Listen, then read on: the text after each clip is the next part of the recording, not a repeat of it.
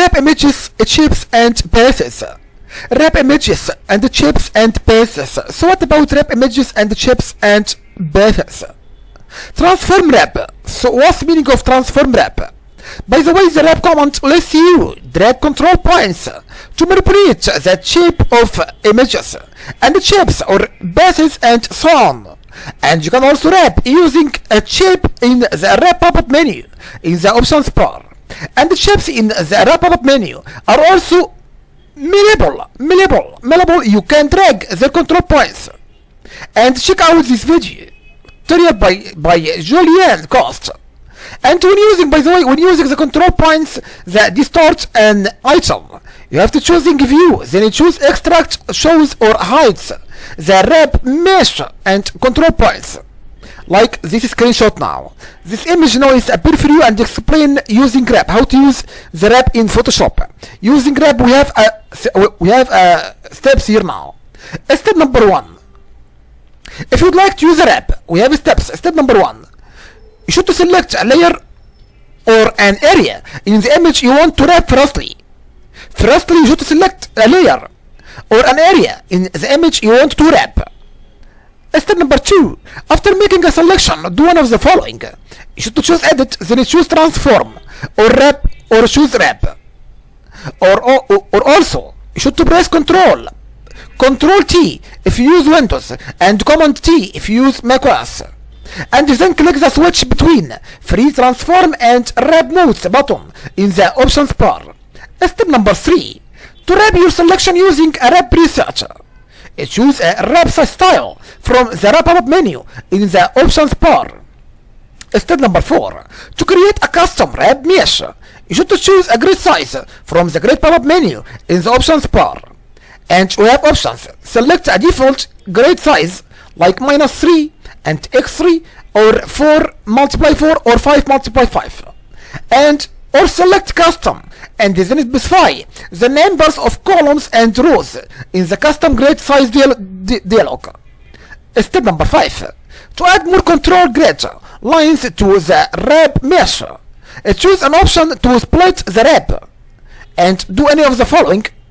In the options bar, click any of the split buttons, and after that choose edit, then choose transform, then split wrap horizontally and split wrap vertically or split wrap crosswire. And by the way, move the pointer within mesh area and click where you place additional control grid lines. And as you move the pointer over the wrap mesh, you will see, by the way, the split lines drag the pointer, and when you click additional control points are added to the wrap mesh. Note and be careful. You can also use the Alt if you use Windows, or Option if you use macOS modifier key to quickly toggle through the split wrap options without returning to the menu bar. And also you should hold down the Alt if you use Windows, or Option if you use macOS, and the key and click anywhere and the wrap mesh to split the wrap crosswire at that location.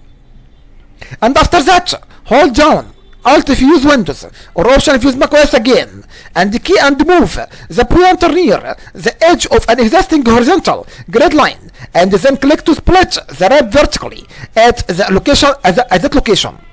And after that, similarly hold down again the Alt if you use Windows and Option if you use macOS, and the key and move the pointer near the edge of an existing vertical grid line, and then click to split the wrap horizontally at that location. And step number 3.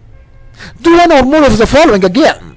To manipulate the shape, drag the control points, a segment of the bounding box or mesh, or an area within the mesh when adjusting a curve. You can't use the control point handles, and this is similar to adjusting the handles in the curved segment of a vector graphic, by the way. And after that, click on a grid line to activate control points for editing the wrap, and then click on an anchor point at the intersection of the grid lines, and let's you edit the control points surrounding that anchor and drag the control points to wrap the image. And after that, to select multiple points, shift click on the anchor points, or click and drag the pointer over the points while holding down the shift key. And a rectangular Rectangular appears around the selected points if 2 or more points are selected, by the way. After that, to deselect multiple points, shift click on the active anchor points or click and drag the pointer over the active points while holding down the shift key. And the rectangular surrounding the selected point automatically resizes as points are selected or deselected. After that, to delete a selected grid lines, control points along the line are visible. You should press delete and choose edit, then choose transform and remove wrap split. And after that, to delete both the horizontal and the vertical grid lines passing through an anchor point, you should click the anchor point firstly, then press delete or choose edit and choose transform, then choose remove wrap split. And after that, to change the orientation of a wrap style that you choose from the wrap menu, you should click the change the wrap orientation button, then in the options bar. And after that, to change the reference point, you should click a square on the reference point locator in the options bar. And after that, to specify the amount of wrap using numeric values, you should enter the values firstly in the bond and set bond, and X set horizontal distortion, and Y is meaning set vertical distortion, and text boxes in the options bar. And you can't enter numeric values, by the way, if you have chosen none or custom from the wrap style pop-up menu. Step number 4. Do one of the following again. You should press enter if you use Windows, or return if you use macOS, or click the commit button in the options bar. And to cancel the transformation, you should press escape or click the cancel button in the options bar. And note and be careful. When you wrap a bitmap image, by the way, versus a shape or path, the image becomes slightly less sharp each time you commit a transformation, therefore performing multiple commands before applying the cumulative transformations is preferable to applying each transformation separately. So what about Puppet Wrap? Puppet Wrap is meaning that Puppet Wrap provides a visual mesh that lets you drastically distort specific image areas while leaving other areas intact. And applications range from subtle image retouching, such as shaping hair, and to total transformations, such as repositioning arms or legs.